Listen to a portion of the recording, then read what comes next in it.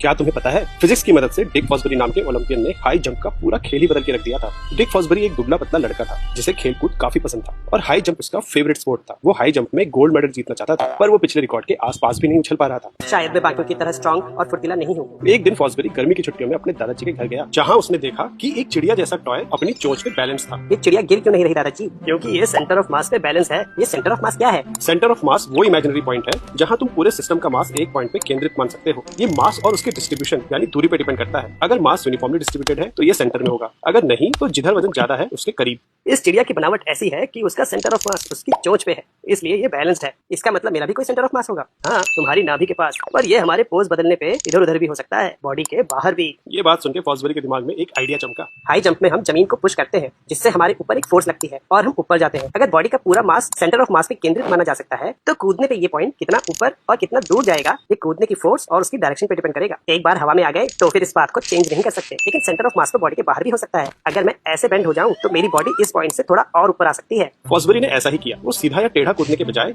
ऐसे अपनी बॉडी को आर्च के रूप में बनाकर कूदता। बाकी टेक्निक्स में इंसान को सेंटर ऑफ मास को बार के ऊपर लेके कूदना पड़ता था, पर फॉसबरी की टेक्निक में सेंटर ऑफ मास बार के नीचे ही रहता और बॉडी ऊपर से निकल जाती, जिससे उसे कुछ इंच का एडवांटेज मिल गया। शुरू में फॉसबरी को ऐसे कूदता देख लोगों ने उसका खूब मजाक उड़ाया, लेकिन फॉसबरी को अपनी टेक्निक पे पूरा भरोसा था। धीरे धीरे उसने इस टेक्निक को मास्टर किया और फिर ओलंपिक्स हाई जंप में न केवल गोल्ड मेडल जीता बल्कि वर्ल्ड रिकॉर्ड भी बनाया। आज इसी टेक्निक को फॉसबरी फ्लॉप के नाम से जाना जाता है और हाई जंप के सभी एथलीट इस टेक्निक का इस्तेमाल करते हैं।